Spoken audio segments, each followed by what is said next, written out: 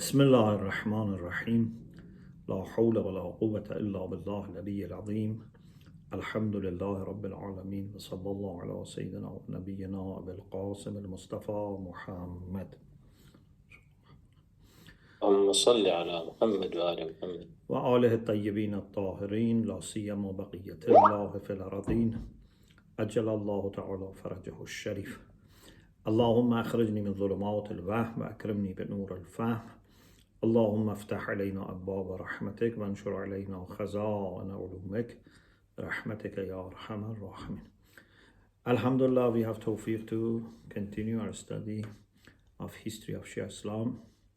First, I would like to congratulate you for coming of the month of Rajab, and I pray that inshallah Allah allows us to benefit from the special packages of rahmah that He has for mu'mineen in this month. This is the month that the mercy and rahmah of Allah pours down like shower, and we should be very hopeful that inshallah we can expose ourselves to this shower. Today we discuss another Shia dynasty, and that is Marashids. In Farsi we call them Marashiyan. Marashids in Mazandaran. Right now we have two provinces in Iran in the south of Caspian Sea, northern Iran and south of Caspian Sea. We have two provinces. One is Gilan, one is Mazandaran. Mazandaran is more towards east and Gilan is more towards west. In future we'll talk about Gilan as well. So in Mazandaran from 760 to 794 after Hijrah, we are talking about the 8th century now. From 760 to 794 after Hijrah, we have a Shia dynasty which is known as Marashids. Marashids governed Mazandaran, and their founder, their leader was Sayyid Qiwamuddin, who was also known as Mir Buzurg. Mir is a short version of Amir, Mir Buzurg, and sometimes it is used also for Mirza as a abbreviation for Mirza. So Sayyid Qiwamuddin and Marashids in general were very much influenced by Sarbedaran. Last week we talked about Sarbedaran in Khurasan and in particular Sabzewar. So because in Mazandaran or Tabaristan in general, under the Caspian Sea, which includes Gilan and Mazandaran, there were many Alawites, many Shia dynasties. Even today when you go there, you find many places that children of Imams or their grandchildren are buried there. You know, lots of, we call Imamzadeh are there. So was a safe place, or reasonably, relatively safe place for Sayyids and the Shia to go there.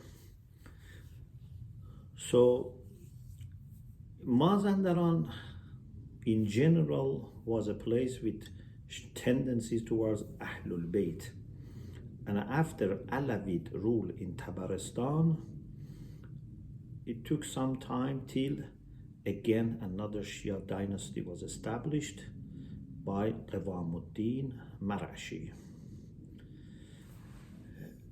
We have a dynasty called Taymurids. So Taimur, who was the first leader and ruler of Taimurids, had some attacks. So he, between 794 to 798, about 5 years, he attacked Iran. And one of his aims was to demolish local dynasties. Taimur attacked with his army Tabaristan. Marashids established a castle in the city of Amul, which is about 2 hours drive from Tehran, where Ayatollah Jawadi Amuli, the late Ayatollah Hassanzadeh Amuli, are from that city. So they made a castle in Amul, and for 2 months resisted against Taimur and his army. But finally they had to, give in. Taimur, after conquering the castle, separated between Sayyids and non-Sayyids. He killed non-Sayyids, but he didn't kill Sayyids. What he did was he tried to have close eye on Sayyids. So he asked Sayyids to be moved to Mawara al-Nahr, where was his, capital. So he sent all of them into exile, but close to himself.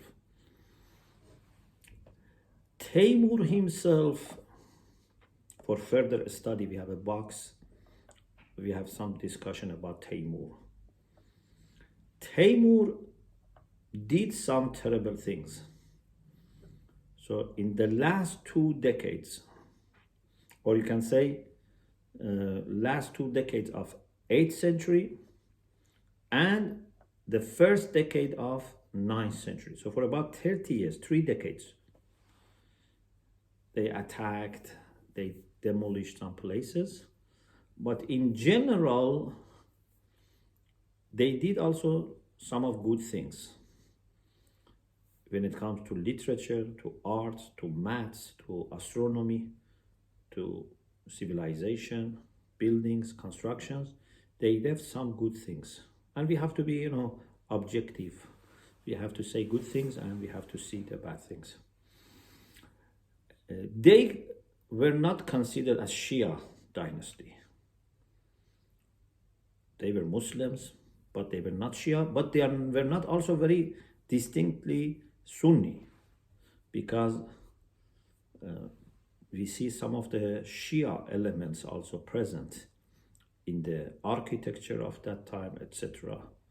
So they had some tendencies toward the Shia, and maybe this is why they didn't also kill Sayyids of Marashids. So Taimur himself was considered to be a Sunni with Sufism. And Sufis are close to the Shia. Some Shia are Sufi, but majority of Sufis are not Shia, but they have tendencies towards Shia. They are, following normally Imams of Ahlul Bayt alayhi salam at the end. So Taimur was a person that was somehow maybe inclined towards the Shia, but not clearly. One of the things which was made, and you all know about it in the time of Taimurids, is the mosque of Gohar Shad, next to the shrine of Imam, now is inside the shrine. So Masjid Gohar Shad, or the mosque of Gohar Shad, is one of the things made in the time of Taimurids. So this shows that there was tendency towards the school of Ahlul Bayt. In any case, going back to our discussion about Marashids, so because Taimur wanted to have one general government and demolish local governments, so he attacked Amul and Marashids, after some resistance, they had to surrender.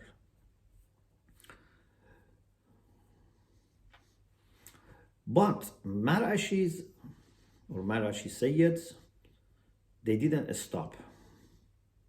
After some time, they managed to take control of some cities and some regions, and they again ruled some places in Mazandaran.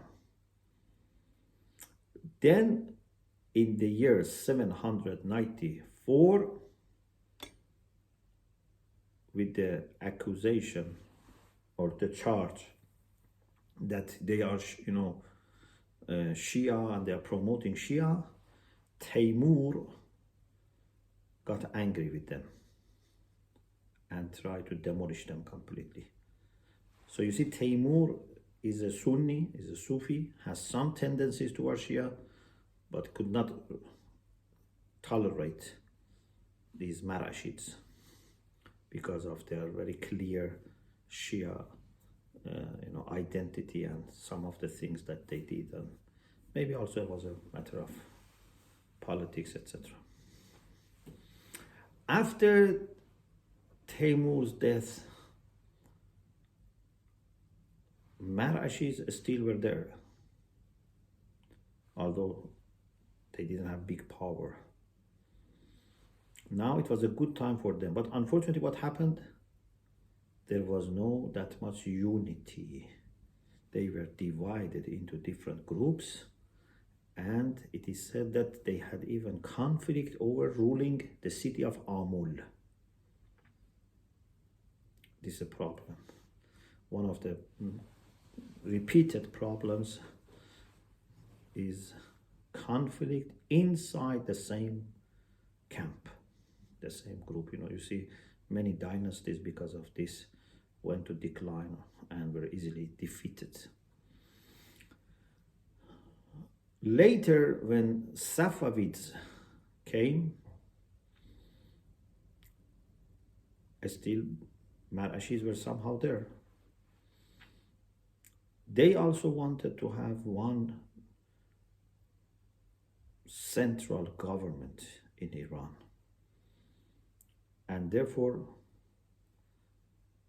they were not accepting independent dynasties like Marashids. So that was like an end for them. What we find about Marashids or Marashids, especially the earlier ones, was that they had unity among themselves. They had simple life. They had, what we call Javan Mard. Means they were noble and they were showing honorable, characteristics in their rule. And therefore, they managed to spread all over Mazandaran. They were against luxurious, life or, attachment to dunya. But unfortunately, towards the end, some of the, governors developed love for dunya and they were attracted to dunya, and therefore people left them. Although the main reason for their, decline, and they were very powerful, was the emergence of Taimur and his attack. But these internal problems and losing some of the characteristics of the original founders are also very important factors. One of the things that we have also for a study is a little bit background about these Marashids. Sadat Marashi or Marashi Sayyids are progeny of Imam Zainul Abidin alayhi salam. They were in Qazwin and then Mazandaran. Qazvin is towards central Iran. So Qazvin is between Tehran and Mazandaran or Gilan, because if you want to go from Tehran to Gilan, you go through Qazvin. If you want to go to Mazandaran, you go through Charlus or Amur. There are three ways from Tehran to northern Iran. But anyway, they were in Qazvin and then Mazandaran. Sayyid Qawamuddin Marashi, as we called before, was the founder of this family or this dynasty in this family. In the time of Safavids also, they became very important because of being, progeny of Ahlul Bayt alayhimus salam, to the extent that mother of the King Abbas the First, mother of the King Abbas the First, was a Sayyida from Marashi family.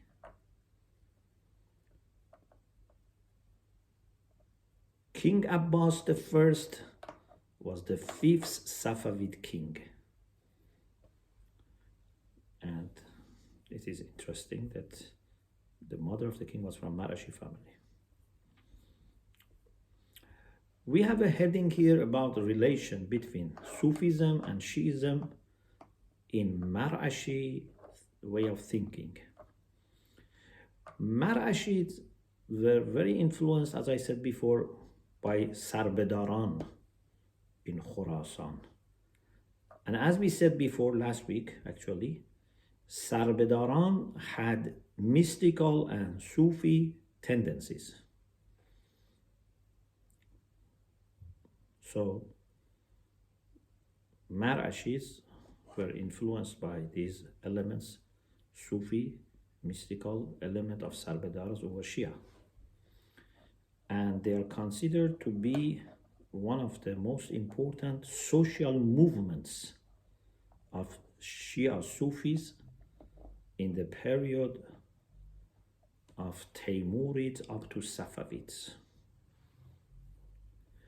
Because they had Sufi tendencies, they were, far from practicing violence.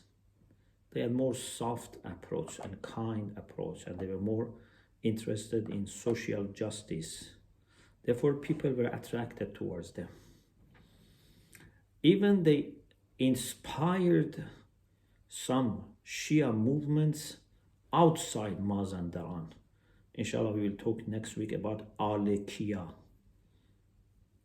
It was a Shia family, Alekiya, that were inspired by Marashid in Mazandaran, and they formed a Shia government in Gilan, another province under Caspian Sea.